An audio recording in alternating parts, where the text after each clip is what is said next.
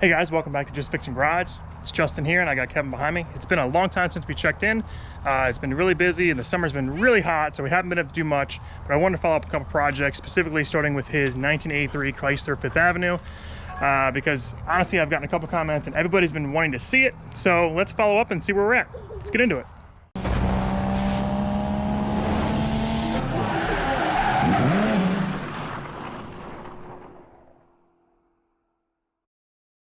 All right, so let's give a little follow-up on where we're at on this. We last left off with us trying to get the motor pretty much dropped in and ready. I think we had it sitting in here. We didn't have the intake on. We didn't have anything else on. Since then, in the last 6 months, we've taken an hour here, an hour there, and gotten everything bolted into the motor, gotten all the accessory drives on, everything's hooked up. Don't mind the mess of wiring. This will be cleaned up when we're actually done. And we were able to get it to run and get it going. There's a couple things also that you can see. We got some new white walls on it because they were dry rotted from sitting for so long. So yeah, it's pretty much ready to go, ready to drive. We just need to fix a few things, and let me get into what those problems are. All right, so one of the problems that we're having right now is we're getting a lot of wobble out of the fan clutch. We don't know if it's just a misalignment of the pulley itself, if the fan clutch is bent, or if during all this work of being in and out, the fan has come out. Oh, sorry, the fan has, come out around and it's bent. So that's been kind of problematic. Hoping we can get that solved. We're also dealing with an oil leak that we have, and we're not really sure where it's coming from. It's not so drastic that it can't be driven or anything, but with a freshly rebuilt motor, new gaskets, we would expect to not have any leaks. I suspect that it is, and again, don't mind all the wiring. This was clean when we did it the first time, and I'll have it re-cleaned up again. Just kind of botched in there. I believe it's the oil filter adapter down there. I think the gasket set we got was a little wrong, so it's leaking where that adapter, I don't know if you guys can see it down there, it's like a 90 that comes off for your oil filter. I think the gasket's leaking there very slightly, maybe even where the bolt goes in. So we're eventually going to look at that. If that's two of the main things that's causing problems, then the third thing is we're going to have to probably fine-tune the carb and double check the timing. We did have it timed, a little bit advanced. I can't remember exactly what we went with, but going by the specs, we didn't go too much because you don't want to lean this out with these pistons. They are Keith Black pistons that really raise the compression up, so we have to be careful. And then something else that we're dealing with is the back brakes seem like they're locking up.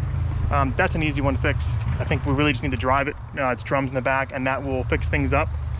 But that's where we're at. So I'm going to start it here in a minute, and we'll talk about a few other things that has happened on this, because what did happen during that 6 months is Kevin actually bought another Chrysler 5th Avenue, and that's where we got this radiator. He bought a Chrysler 5th Avenue that didn't have a title for $500, $550, something like that. And then he stripped out the parts he wanted, which included this nice radiator, which we had never seen this before. So we got this radiator that fits in there good. He had pulled all the extra trim pieces off, so now he has a bunch of extra trim. He swapped the seats because these were in better shape. These are the other seats, aren't they? Yeah. I mean, they're not mint, but these were way better than the ones he had. They're not even really bolted in yet. We pulled all the regulators, all the window motors, pretty much anything you can think of, we salvaged off that vehicle. And then he sold it for just about what he paid for it, and sent it to a guy that was going to derby it, which in our area the derby was about a month ago, and that car has since sadly been crushed from that. But either way, let's get it started up so you can see what this sounds like, and then we'll talk about the motor build a little bit because people always ask about it. All right, Kevin, you can start it whenever you want. Let me transfer that over to my bank.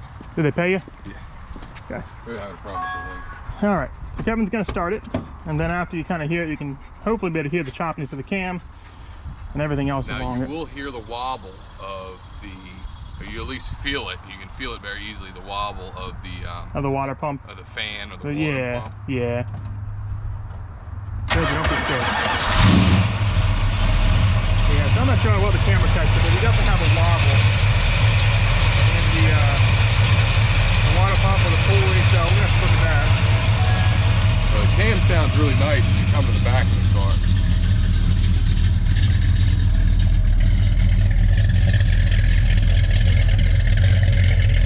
And don't mind the mismatch exhaust. This is not a kit that fits it, so what we have to do when we're all done is pretty much have custom tips on there to match.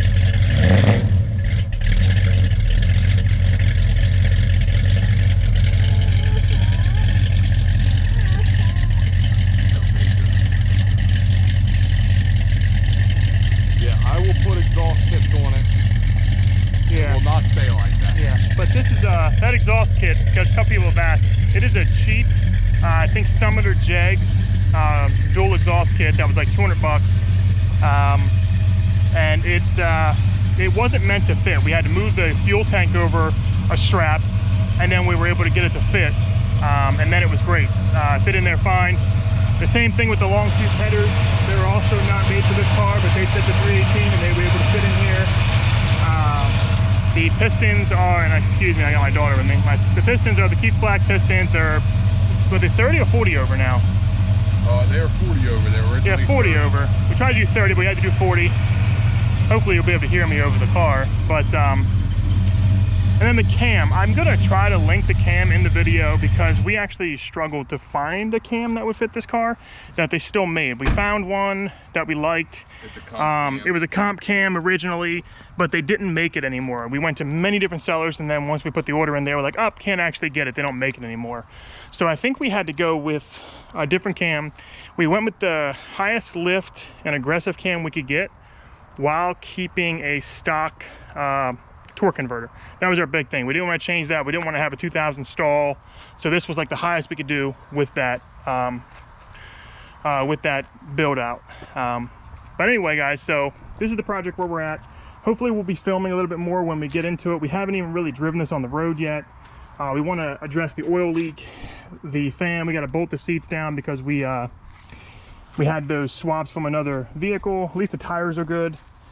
And we've got a few trim pieces to put on, but we're getting there. All right, guys, so here it is, and here is the build out for this car because a lot of people have asked.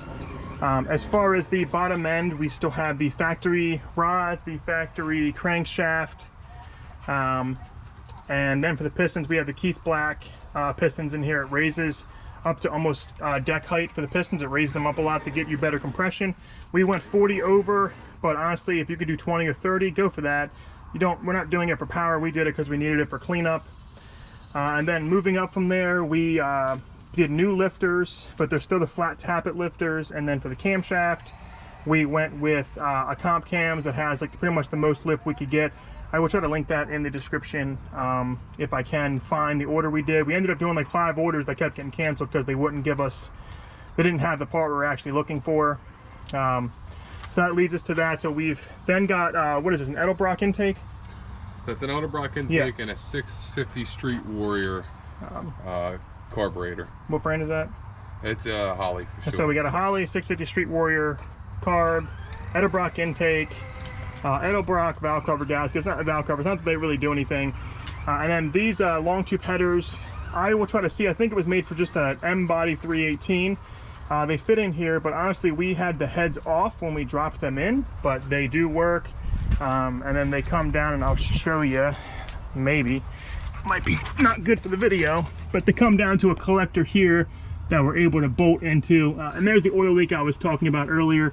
I believe it's actually dripping straight from the oil filter adapter, hitting the exhaust and coming down. So we want to fix that. We've got to fix some frame issues. This isn't too bad, but it's something we want to address. And don't mind how the exhaust looks. Again, we just have it kind of mocked in. We're gonna have to go in and clean all this up when the time comes. But that's what you get when you buy a kit that's not made for the car and you're just trying to make it fit. So that goes over the exhaust. I mentioned in the back, it's just a cheap dual exhaust kit. As far as our distributor goes, it is a conversion kit to go to a vacuum advance with our ignition module. You can probably see the part number there. I can't remember exactly what this cost, but I think it was like 180 or maybe 200. Came with the distributor, came with the resistor we needed and the ignition module, and honestly it went in pretty smooth and we didn't have a lot of issues here.